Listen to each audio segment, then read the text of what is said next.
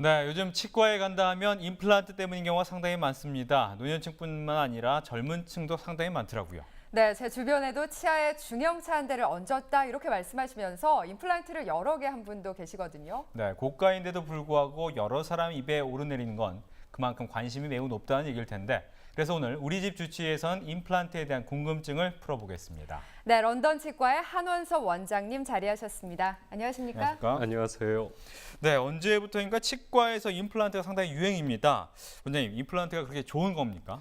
네, 임플란트는 인공치아 또는 제3의 치아라고도 합니다. 상한 치아를 뽑아내고 인공치아를 잇몸에 심는 시술로 치아의 장기 이식인 셈이죠. 치의학계의 혁명으로 여겨질만 합니다. 개인에 맞게 시술이 가능하고 당뇨, 고혈압 환자에게도 부담이 없습니다. 또 씹는 힘이 자연 치아의 7~80% 정도 수준으로 단단한 음식도 씹을 수 있고 일반적인 보철 치료 방법, 틀니나 브릿지보다도 훨씬 우수합니다. 인접 치아에 전혀 손상을 주지 않고 관리만 잘한다면 반영구적으로 사용이 가능합니다. 네, 그러니까 고가의 비용을 들이면서도 임플란트 시술을 하는 이유가 있었네요. 네, 말씀드렸듯이 임플란트 시술은 아주 좋은 시술입니다. 그런데 무릎이 안 좋으신 환자분께서 정형외과를 가셨을 때 인공관절 수술을 먼저 해달라는 말씀은 하지 않습니다. 그렇지만 치과에는 환자분께서 오셔서 나 이가 안 좋으니까 임플란트 시술을 해달라고 하시는 분이 많습니다. 네. 저는 자연 치아와 임플란트를 직접 비교할 수는 없다고 생각합니다.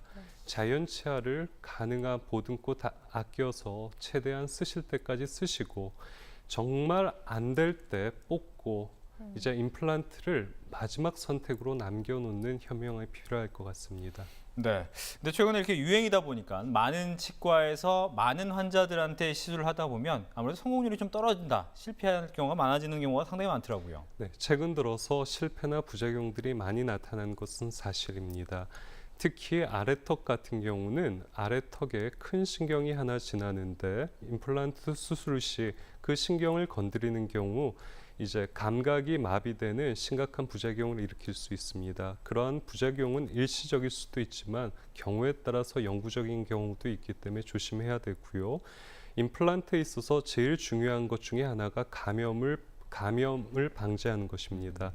경우에 따라서 50대, 60대 여자 환자분의 경우에는 골다공증 약을 드시는 경우가 있는데 그러한 약은 임플란트가 뼈에 붙는 것을 방해할 수 있습니다. 그러한 경우에 심각한 문제를 일으키는 경우도 있습니다. 네.